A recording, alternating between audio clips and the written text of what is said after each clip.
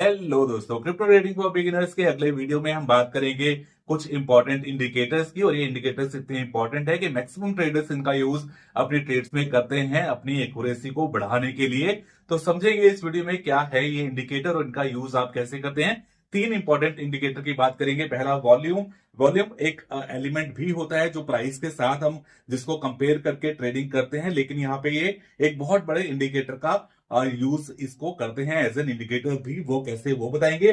दूसरा आरएसआई, आपने काफी नाम सुना होगा लेकिन आज इसको डिटेल में समझेंगे क्या है ये। और तीसरा है मैकडी। ये थोड़ा सा कंफ्यूज करता है नए ट्रेडर्स को, लेकिन इस वीडियो के बाद आपको कोई डाउट नहीं रह जाएगा कि ये इंडिकेटर क्या कहता है। तो चलिए वीडियो को स्टार्ट करते हैं। दोस्तों सबसे पहले बात करेंगे सबसे बेसिक और सबसे इंपॉर्टेंट इंडिकेटर वॉल्यूम की। वॉल्यूम देखिए इतना इंपॉर्टेंट रहता है कि आप देखेंगे चाहे आप ट्रेडिंग व्यू पे देख रहे हैं चार्ट या फिर किसी भी एप्लीकेशन के ऊपर देख रहे हैं, वहां पे वॉल्यूम ज्यादा ऐप में आपको नीचे खुद ही शो होगा। आपको लगाने की जरूरत नहीं पड़ेगी। जैसे बाकी इंडिकेटर आपको ऑन करने पड़ते हैं, यहाँ पे ऑन करने की जरूरत नहीं होती। बाय डिफॉल्ट आपको वॉल्यूम नीचे दिखाई देता है। यहाँ पे बार्स आपको दिखाई देंगे, कैसे दिखाई देते हैं वो मैं आगे आपको दिखा दूंगा। अब ये वॉल्यूम काम कैसे करता है एज एन इंडिकेटर। वॉल्यूम का मतलब क्या हुआ, आप समझ सकते हैं कि भाई आपने जो कैंडल्स बनते हुए देखते हैं मार्केट में, वो आप टाइम फ्रेम चेंज करके 1 मिनट में कर सकते हैं, 5 मिनट, 15 मिनट, 1 घंटा या एक दिन का भी कर सकते हैं। तो जितना आपने टाइम फ्रेम सेट किया उतनी बड़ी ये कैंडल बनती है। आप इस कैंडल को एक दिन के डे के हिसाब से भी देख सकते हैं और 1 मिनट के हिसाब से भी देख सकते हैं। तो जितने भी टाइम फ्रेम की आपने एक कैंडल ली है, उस कैंडल को बनने में कितने शेयर्स का वॉल्यूम लगा वो होता है वॉल्यूम। मतलब कितने शेयर ट्रेड हुए। अब यहाँ पे क्रिप्टो करेंसी में क्या होता है, शेयर ट्रेड नहीं होते, यहाँ पे ट्रेडिंग होते हैं क्या, उनके कॉन्ट्रैक्ट्स। तो वो कॉन्ट्रैक्ट्स का कितने नंबर ऑफ कॉन्ट्रैक्ट्स यहाँ पे ट्रेड हुए उस पर्टिकुलर कैंडल में, वो उसके नीचे जो वॉल्यूम बनता है वो आपको वहां पे शो करता है। तो यहाँ पे वॉल्यूम को कैसे आप यूज कर सकते हैं, देखिए सबसे पहले बात करते हैं इसकी डेफिनेशन की। तो volume is a critical trading indicator that measures the number of shares या कॉन्ट्रैक्ट्स ट्रेडेड। ये मैंने आपको बता दिया कितने नंबर ऑफ कॉन्ट्रैक्ट्स ट्रेड हो रहे हैं उस पर्टिकुलर टाइम फ्रेम में जिसकी कैंडल आपने बनाई है। Validating the strength of price movement, ये आपको प्राइस की जो मूवमेंट हो रही है उसको वैलिडेट करता है। कैसे करेगा मैं आपको सिखाऊंगा। And trends, high volume confirms trend conviction. मतलब हाई वॉल्यूम अगर है तो जो भी ट्रेंड चल रहा है वो ट्रेंड कंटिन्यू रह सकता है, तो वो कन्विक्शन शो करता है। मतलब मान लीजिए मार्केट जो है वो अप ट्रेंड में चल रही है और वॉल्यूम भी अच्छा खासा आ रहा है, तो फिर वो अप ट्रेंड जारी रहेगा। आपको एक सिग्नल देता है कि यहाँ पे आपको जो ट्रेंड के हिसाब से अगर आप ट्रेड करना चाहते हैं तो आपको लॉन्ग ही करना है। वहीं अगर डाउन ट्रेंड चल रहा है और वॉल्यूम हाई है तो मतलब डाउन ट्रेंड जो है वो कंटिन्यू रह सकता है। तो हाई वॉल्यूम जब भी होगा वो ट्रेंड को कंटिन्यू रखेगा। By low volume suggest weak unreliable moves. और जब वॉल्यूम कम होगा तो मार्केट स्ट्रक्चर वीक हो रहा है, तो वहां से या तो वो साइडवेज में जा सकता है या फिर वो रिवर्सल ले सकता है। अगर अप ट्रेंड में था तो साइडवेज हो सकता है या फिर डाउन ट्रेंड आ सकता है, और अगर डाउन ट्रेंड में था तो साइडवेज हो सकता है या फिर अप ट्रेंड में आ सकता है। इंक्लूडिंग क्या क्या करता है ये, कंफर्मेशन कंफर्मिंग ब्रेकआउट्स। ब्रेकआउट कहां होंगे वो आपको पता लगेगा। आइडेंटिफाइंग ट्रेंड रिवर्सल कब होंगे वो पता लगेगा, मैंने आपको बताया। And watching market sentiments, market sentiment क्या कह रहे हैं वो भी दिखाई देगा। कैसे दिखाई देगा, आगे चार्ट पे चलते हैं। तो ये देखिए नॉर्मली एक चार्ट आपको दिखाई दे रहा है, जहां पे मैंने आपको लगाया है, आपको काफी सारा प्राइस मूवमेंट इस चार्ट पे दिखाई दे रहा है। अगर इस साइड से लाइट पड़ रही है तो मैं थोड़ा सा इस साइड आता हूँ तो शायद आपको थोड़ा ठीक दिखाई दे। अब आप यहाँ पे देखेंगे नीचे तो आपको यहाँ पे वॉल्यूम भी बनता हुआ दिखाई दे रहा है। तो वॉल्यूम में आपको क्या देखना है, एक तो आपको जब भी आप वॉल्यूम चार्ट खोले तो एक जहां पे ज्यादातर कैंडल्स खत्म हो रही हो ना, वहां पे एक लाइन लगा के आप देख सकते हैं कि एवरेज वॉल्यूम उस दिन का कितना है। अब जहां पे भी उसके ऊपर का वॉल्यूम आता है तो आप समझ सकते हैं कि वॉल्यूम इंक्रीज हो रहा है। मतलब जो ट्रेडर्स का इंटरेस्ट है ना वो वहां पे इंक्रीज हो रहा है। और यहाँ पे आपको एक फॉर्मूला हमेशा याद रखना है जो मैं आपको लिखकर भी बताना चाहूंगा, क्योंकि काफी इंपॉर्टेंट ये फॉर्मूला रहता है। तो दोस्तों यहाँ पे आप क्या कर सकते हैं ना, कि आप हमेशा एक कार्ड टाइप का ड्रॉ कर सकते हैं जिसके अंदर एक होता है प्राइस आपका और एक होता है वॉल्यूम। ये दो चीजें आपके पास हैं। प्राइस यहाँ पे मूव कर रहा है, वॉल्यूम यहाँ पे आपको शो कर रहा है, दोनों आपको हर चार्ट पे दिखाई देते हैं। तो आपको क्या देखना है कि प्राइस अगर ऊपर जा रहे हैं, जैसे यहाँ पे प्राइस ऊपर जाने लगा था और वॉल्यूम भी हाई है, वॉल्यूम आपको यहाँ पे हाई दिख रहा है, तो प्राइस भी हाई है, वॉल्यूम भी हाई है, तो मोस्टली यहाँ पे जो आपको लगेगा नेचर जो है मार्केट का वो बुलिश मान के आप चल सकते हैं। मतलब अप ट्रेंड में ही आपको यहाँ पे दिखाई देगा। इसका उल्टा अगर हो जाता है तो प्राइस तो ऊपर चल रहे हैं लेकिन जो वॉल्यूम है ना वो कम हो जाता है अचानक से। यहाँ पे आप देखेंगे वॉल्यूम जो है ना वो कम हो गया। पहले वॉल्यूम लगातार यहाँ पे बढ़ा हुआ था, पहले यहाँ पे देखेंगे आप तो कम था, फिर यहाँ पे बढ़ा, जब बढ़ा तो आप देख रहे हैं कि कंटिन्यू अप मूव चलता रहा, फिर यहाँ पे वॉल्यूम कम हो गया।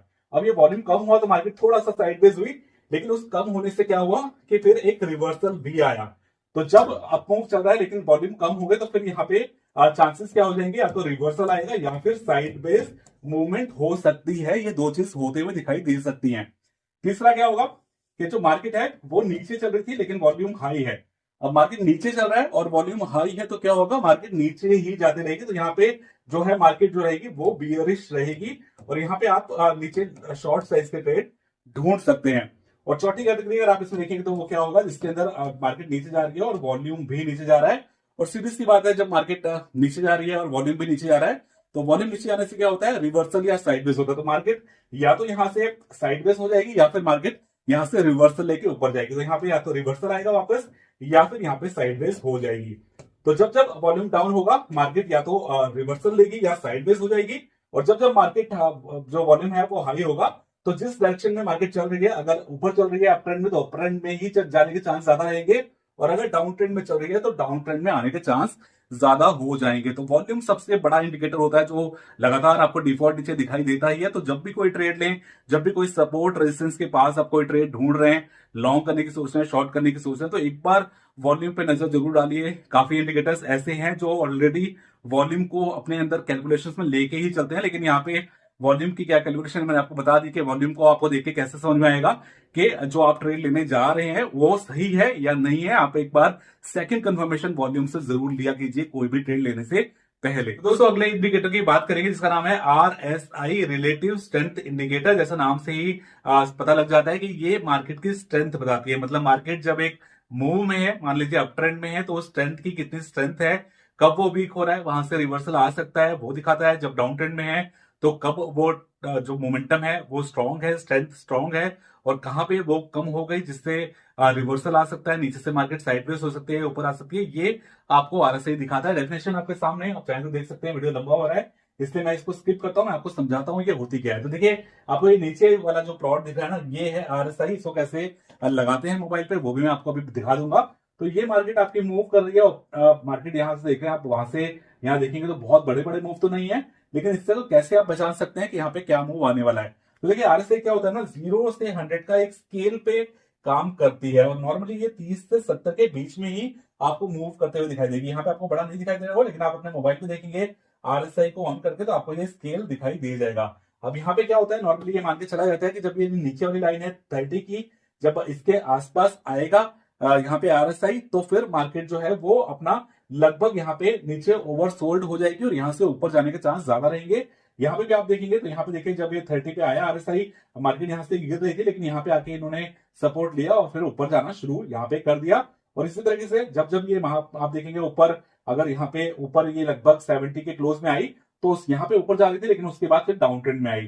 तो जब ये RSI है 30 के आसपास होता है तो थोड़ा सा ओवरसोल्ड मार्केट हो जाती है, वहां से थोड़ा सा पुल बैक ऊपर की तरफ आ सकता है। और जब ये 70 या उसके ऊपर जाता है तो वहां से नीचे रिवर्सल आ सकता है, वहां पे ये ओवरबॉट जोन दिखाता है। तो ओवरबॉट कब है मार्केट, ओवरसोल्ड कब है, मतलब जब ज्यादा लोगों ने लॉन्ग कर लिया है, अब वहां पे लोग थक गए हैं और यहाँ से रिवर्सल आ सकता है। वो आप थोड़ा सा वॉल्यूम में भी देखेंगे कि यहाँ पे आके वॉल्यूम देखिए, यहाँ पे जब मार्केट ये 70 के आसपास आई थी और वॉल्यूम भी काफी कम थे, तो यहाँ पे रिवर्सल के चांस बिल्कुल वॉल्यूम ने भी आपको बताया, यहाँ पे इसने भी बताया। और अगर यहाँ पे आप देखेंगे तो यहाँ पे जो मैंने आपको EMA बताई उसने भी, रेड वाली ने क्रॉस ओवर किया ब्लू को। तो ये तीनों हमारे इंडिकेटर ने बोला कि मार्केट यहाँ से नीचे जाने के चांस ज्यादा हैं, तो आप यहाँ पे ट्रेंड को पहचान सकते हैं इस EMA से भी। काफी आसान हो जाता है और इंडिकेटर का यूज करना काफी आसान है। एक चीज और इसको ट्रेडर यूज करते हैं, वो क्या, कई बार क्या होता है कि मार्केट देखिए हम ये तो मान के चल रहे हैं कि 70 के आसपास होगा तो ओवरसोल्ड होगा और उसके ओवरबॉट होगा और उसके बाद नीचे आएगा। लेकिन कई बार क्या होता है कि 60 से लेके 70-80 तक मार्केट बहुत ज्यादा हाई मोमेंटम में भागती है और उसके बाद नीचे आती है। तो यहाँ पे कई बार ये काफी तेजी से ऊपर भी जाती है। तो 50-60 के बाद जब होगी ना मार्केट, तो या तो 60 से के बाद 70 के बीच से नीचे आएगी या फिर बहुत तेजी से ऊपर जाएगी। तो इस टाइम पे आप बाकी के इंडिकेटर्स को जैसे मूविंग एवरेज को, वॉल्यूम को भी देखेंगे, तो आप उसको ट्रेंड को ज्यादा कंफर्म करके यहाँ पे यूज कर सकते हैं। चलिए एक बार मोबाइल पे देखते हैं कि ये EMA को लगाते कैसे हैं। तो दोस्तों वापस आ गए हैं हम CoinDCX ऐप मोबाइल के ऊपर। यहाँ पे देखिए इंडिकेटर्स में जाएंगे हम। आप यहाँ पे RSI लगाना चाहते हैं तो RSI टाइप करेंगे और RSI टाइप करते ही आप देख रहे हैं रिलेटिव स्ट्रेंथ इंडेक्स सबसे ऊपर ही आ गया, उस पर एक बार क्लिक करेंगे और यहाँ पे आप देख रहे हैं नीचे ये आपको RSI खुला हुआ दिख गया है। यहाँ पे आप देख रहे हैं, यहाँ पे इसकी वैल्यू जो मैंने आपको समझाई वो लिखी हुई आ गई है। अगर आप इसको थोड़ा बड़ा कर लेंगे तो आप देख रहे हैं यहाँ पे अब आपको ये वैल्यू 0 to 100 में दिखाई दे रही है। इसमें आपको नीचे 30 वाली लाइन दिखाई दे रही है, ऊपर 70 वाली लाइन दिखाई दे रही है। तो इसको कैसे यूज करना है ये भी मैं आपको प्रेजेंटेशन में बता चुका हूँ। दोस्तों अब बात करेंगे एक बहुत ही फेमस इंडिकेटर मैकडी की जो होती है। दोस्तों अगर आप इसकी फुल फॉर्म देखेंगे तो वो होती है moving averages convergence and divergence. इसका यूज कैसे किया जाता है, देखिए ये इंडिकेटर अगर देखा जाए तो एक्चुअल में ये कोई अलग से इंडिकेटर नहीं है। जो हमने मूविंग एवरेजेस यूज की, मैंने आपको फॉर्मूला बताया जिसमें आप दो मूविंग एवरेज को एक साथ यूज करते हैं, एक तरह से उसी का डिफॉल्ट वर्जन ये है। नॉर्मली ये क्या करता है, एक दो फिक्स्ड है मूविंग एवरेज 12 और 26, उन दोनों को एक साथ में यूज करता है हमेशा। जैसे ही आप मैकडी लिखेंगे, इंडिकेटर्स में मैकडी आएगा, आप उसको अप्लाई करेंगे तो फिर आपको दो मूविंग एवरेज खुल जाएगी, एक होगी 12 और एक होगी 26। अब इसमें क्या होता है, देखिए इस अंदर दो चीजें इसके अंदर यूज की जाती है।